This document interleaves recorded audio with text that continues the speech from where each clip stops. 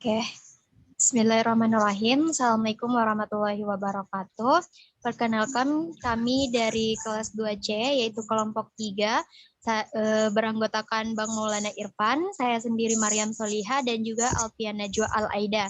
Nah, kami bertiga di sini akan mempresentasikan hasil dari laporan akhir kami terkait dengan perancangan produk yang akan dijelaskan pertama oleh Alfian Najwa Al-Aida. Saya persilahkan. Penjelasan produk. Monopoly Puzzle adalah sejenis permainan board game yang dimodifikasi dari permainan Monopoly dan life-size board game.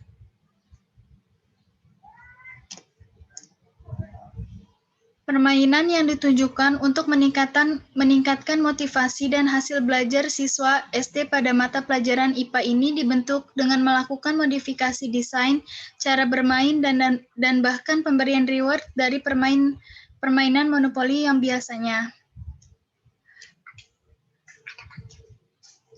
Lalu ada desain produk. Yang pertama itu ada desain papan permainan Monopoly Puzzle, yang kedua ada desain pion permainan Monopoly Puzzle, yang ketiga ada desain kartu kuis berhadiah, lalu selanjutnya ada desain kartu ulangan harian, yang kelima ada desain kartu kepemilikan materi, dan yang keenam desain kartu sertifikat penghargaan materi. Selanjutnya ada desain uang permainan Monopoly Puzzle, desain uang permainan Monopoly Puzzle, desain uang permainan Monopoly Puzzle.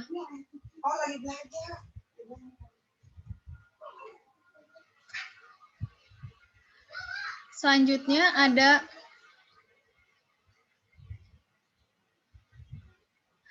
tujuan produk Monopoly Puzzle. Yang pertama itu ada untuk menguji hubungan media pembelajaran dengan hasil belajar siswa SD.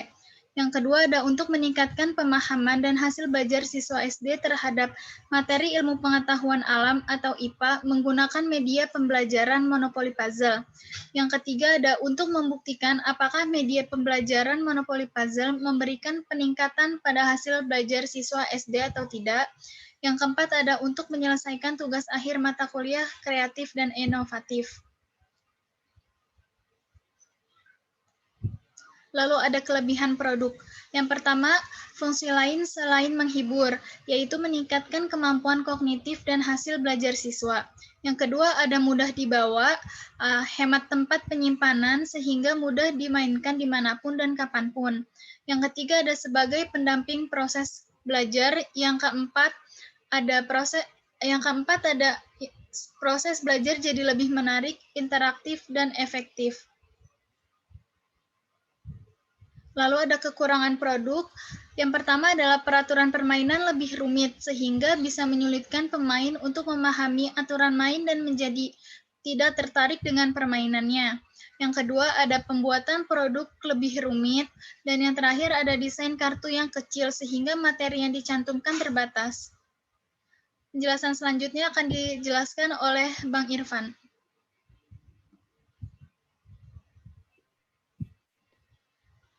Ya, pada pembuatan produk Monopoly Puzzle ini, kami selaku kelompok di langkah awal melakukan proses brainstorming. Jadi proses brainstorming awal itu kami mengambil topik di luar cakapan psikologi. Dalam hal ini kami sepakat membahas alternatif kegunaan benda di luar manfaatnya selama ini. Jadi proses ini berlangsung lumayan seru karena adanya beberapa ide lucu yang disampaikan oleh anggota kelompok. Lalu proses brainstorming topik yang akan dijadikan bahan brainstorming dengan catatan tidak dilakukan evaluasi. Nah, dalam hal ini, kelompok sepakat mengerucutkan pembentukan proses brainstorming dengan masalah psikologi dengan solusinya. Lalu masuk ke proses diskusi evaluasi ide. Jadi ada dua ide yang menjadi bahan evaluasi. Yang pertama, produk kotak curhatan untuk memberikan ketenangan bagi yang merasa insecure. Dan yang kedua, produk permainan monopoli yang didesain untuk membantu proses belajar mengajar untuk mengatasi motivasi belajar siswa. Lalu yang terakhir, ada proses diskusi evaluasi akhir. Ide akhir yang terpilih yaitu dibuatnya dibuatnya produk monopoli puzzle yang ditujukan untuk meningkatkan hasil belajar siswa SD. Kesepakatan ini diambil berdasarkan proses voting dan pertimbangan akan kesanggupan atau kemampuan untuk menyelesaikan proses uji coba produk tersebut.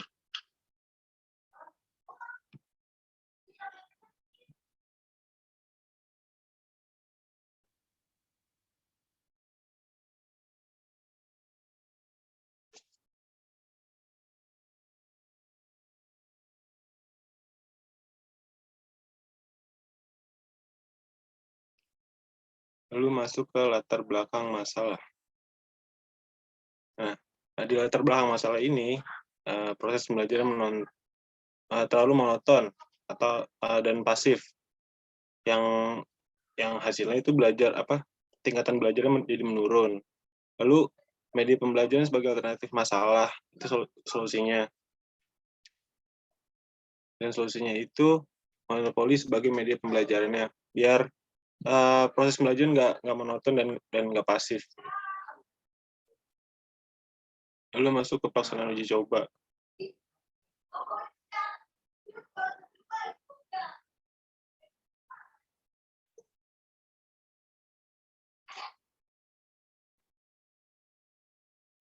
Di pelaksanaan uji coba ini, pada produk monopoli puzzle, pelaksanaan uji coba dilakukan di 2 tempat yang berbeda karena berkaitan dengan pandemi COVID-19 masih berlangsung hingga saat ini. Jadi di uji coba ini ada pretest dan post-test. Di tahap pretestnya, sebelum uji coba menggunakan produk monopoli puzzle dan juga monopoli biasa, tempat peserta uji coba diberikan pretest yang telah disiapkan. Pretest tersebut terdiri dari 15 pertanyaan yang mencakup mata pelajaran IPA anak SD atau sekolah dasar selama kurang lebih 30 menit waktunya. Lalu ada post-test. Setelah permainan berakhir, semua peserta akan diberikan post-test dengan pertanyaan yang sama dan cara dan aturan yang sama seperti pretest sebelumnya. Nah, hasil dari pretest, kelompok kontrol dengan kelompok eksperimen dihitung untuk dilakukan perbandingan. Dan hasil post-test, kelompok kontrol dan kelompok eksperimen juga dihitung untuk dilakukan perbandingan.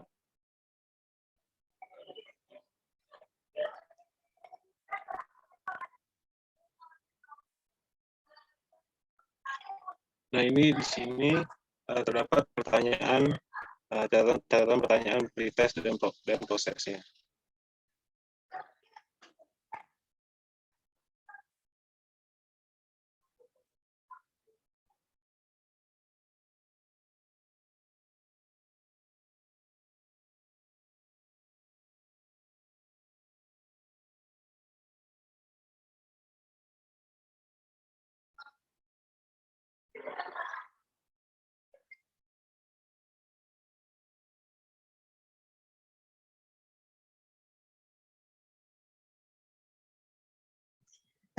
Baik, akan saya lanjutkan penjelasan dari Bang Maulana, yaitu secara rinci bahwa pretest itu dilakukan secara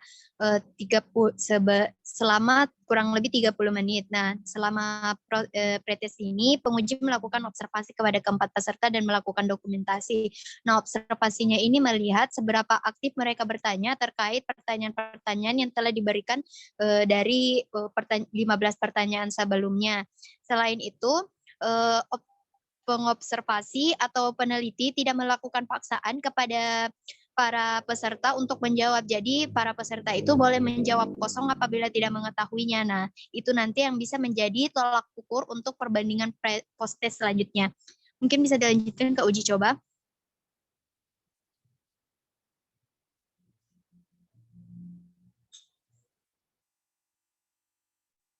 Baik, selanjutnya di uji coba di sini adalah penguji mengarahkan para peserta untuk memainkan monopoli menggunakan prototipe monopoli puzzle dan juga monopoli biasa.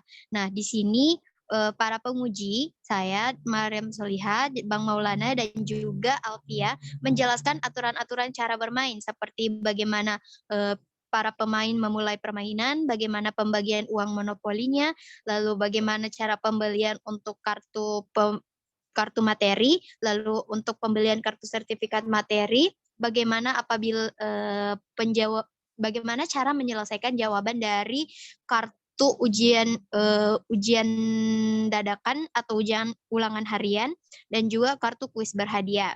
Nah, di sini para penguji melakukan observasi menilai apakah para peserta baik kelompok kontrol ataupun kelompok eksperimen, di mana kelompok kontrol itu memainkan produk monopoli biasa, sedangkan kelompok eksperimen memainkan monopoli puzzle, yaitu monopoli yang kami buat. Nah, di sini observasi yang dilakukannya itu mencakup nilai-nilai di mana keaktifan para pemain. Apakah para pemain mempertanyakan sesuatu hal terkait materi IPA atau tidak. Nah, selanjutnya adalah post-test. Mungkin bisa dilanjut di slide selanjutnya. Oke, di post-test ini adalah setelah permainan berakhir, maka semua peserta akan diarahkan untuk menjawab post-test. Nah, post-test ini berisi pertanyaan yang sama dengan pertanyaan di pretest sebelumnya. Setelah semua tes, uji coba, dan wawancara berakhir, selanjutnya penguji melakukan analisis dan perbandingan antara hasil pretest dan hasil post-test, di mana hasil pretest dan hasil post-test ini nantinya akan dibandingkan apakah ada perbedaan setelah diberikan produk kami atau tidak di bagian kelompok eksperimen maupun di kelompok kontrol. Selanjutnya, di bawah dulu deh bagian hasil analisis uji coba.